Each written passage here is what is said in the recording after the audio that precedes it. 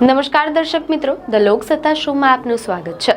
આપણે એક એવી ચોંકાવનારી ઘટના વિશે વાત કરીશું જેણે કર્ણાટકમાં જ નહીં પરંતુ સમગ્ર દેશમાં ચકચાર મચાવી છે। કર્ણાટકના વિજયપુરામાં સ્ટેટ બેંક ઓફ ઇન્ડિયાની એક શાખામાં આશરે 21 કરોડ રૂપિયાની લૂંટ થઈ છે। આ ઘટનાએ સૌને આશ્ચર્યમાં મૂકી દીધા છે, કારણ કે લૂંટનો માસ્ટરમાઇન્ડ એક યુવક છે જેને પ્રખ્યાત વેબ સિરીઝ મની હાઇસ્ટ જોઈને બેંક લૂંટવાનો આઈડિયા આવ્યો હતો। મીડિયા અહેવાલો અનુસાર કર્ણાટકના વિજયપુરામાં આવેલી સ્ટેટ બેંક ઓફ ઇન્ડિયાની એક શાખામાં આશરે 21 કરોડ રૂપિયાની લૂંટ થઈ છે, જેમાં 1.4 કરોડ રૂપિયા રોકડા અને 20 કિલો સોનાની ચોરીનો સમાવેશ થાય છે। આ ઘટના મંગળવારે સાંજે બની હતી, જ્યારે 5 હથિયારધારી લૂંટારાએ બેંકમાં ઘૂસીને લૂંટને અંજામ આપ્યો હતો। જો કે આ ઘટનામાં એક ચોંકાવનારો ખુલાસો થયો છે। પોલીસે આ મામલે 6 આરોપીઓની ધરપકડ કરી છે અને તેમની પૂછપરછમાં જાણવા મળ્યું છે કે આ લૂંટનો આઈડિયા તેમને પ્રખ્યાત વેબ સિરીઝ મની હાઇસ્ટ પરથી આવ્યો હતો।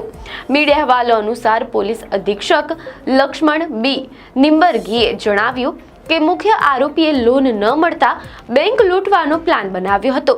તેણે આ માટે મની હાઇસ્ટ સિરીઝ જોઈ અને લૂંટને કેવી રીતે અંજામ આપવો તેની જાણકારી મેળવી હતી। આ પ્લાનમાં તેણે અન્ય 5 સાગરીતોને પણ સામેલ કર્યા હતા। આરોપીઓએ ખૂબ જ સૂઝબૂઝપૂર્વક આખી ઘટનાને અંજામ આપવાનો પ્રયાસ કર્યો હતો, પરંતુ પોલીસની સતર્કતાને કારણે તેઓ ભાગવામાં સફળ ન થઈ શક્યા। પોલીસને બાતમી મળતા જ તાત્કાલિક કાર્યવાહી હાથ ધરવામાં આવી હતી। પોલીસ અધિકારીઓએ જણાવ્યું કે લૂંટારુઓ ભાગીને મહારાષ્ટ્ર તરફ ગયા હોવાની શંકા હતી। પોલીસે તેમની શોધખોળ શરૂ કરી અને સફળતાપૂર્વક 6 આરોપીઓને દબોચી લીધા હતા। હાલમાં પોલીસ બેંક અધિકારીઓ સાથે મળીને લૂંટાયેલા દાગીના અને રોકડની ચોક્કસ વિગતો મેળવી રહી છે। કર્ણાટકના વિજયપુરામાં આવેલી સ્ટેટ બેંક ઓફ ઇન્ડિયાની શાખામાં થયેલી 21 કરોડ રૂપિયાની લૂંટમાં નવા અને ગંભીર ખુલાસાઓ સામે આવ્યા હતા। જેમ કે પોલીસના જણાવ્યા મુજબ લૂંટારાઓએ ગુનાને અંજામ આપવા માટે અત્યંત ચાલાકીભરી પદ્ધતિ અપનાવી હતી। પોલીસ અધિક્ષક લક્ષ્મણ બી નિંબરગીએ જણાવ્યું કે લૂંટારાઓએ સેનાની વર્દી અને માસ્ક પહેરીને લૂંટને અંજામ આપ્યો હતો। મીડિયા અહેવાલો અનુસાર 5માંથી 3 લૂંટારા બેંકની અંદર ગયા હતા, જ્યારે 2 બહાર પહેરો આપી રહ્યા હતા। તેમની પાસે દેશી બનાવટની પિસ્તોલ અને અન્ય હથિયારો હતા। તેમણે બેંકમાં હાજર મેનેજર, કેશિયર અને અન્ય કર્મચારીઓને બંધક બનાવી લીધા અને તેમના હાથ પગ બાંધી દીધા હતા। કર્મચારીઓને બંધક બનાવ્યા બાદ લૂંટારાઓએ રોકડ અને સોનું બેગમાં ભરી લીધું હતું। આ દરમિયાન ફાયરિંગ પણ કરવામાં આવ્યું હતું, જેનાથી સમગ્ર વિસ્તારમાં ભયનું વાતાવરણ ફેલાયું હતું। લૂંટ બાદ લૂંટારાઓએ બેંકને બહારથી તાળું મારી દીધું અને ફરાર થઈ ગયા। ચડાચન પોલીસ સ્ટેશનના પોલીસ અધિક્ષક લક્ષ્મણ નિંબરગી અને વરિષ્ઠ અધિકારીઓએ તાત્કાલિક ઘટના સ્થળે પહોંચીને તપાસ હાથ ધરી હતી। પ્રારંભિક તપાસમાં જાણવા મળ્યું છે કે લૂંટારાઓએ લૂંટ માટે નકલી નંબર પ્લેટવાળી વાનનો ઉપયોગ કર્યો હતો। મીડિયા અહેવાલો અનુસાર લૂંટ બાદ આ ગેંગ પડોશી રાજ્ય મહારાષ્ટ્ર તરફ ભાગી હતી।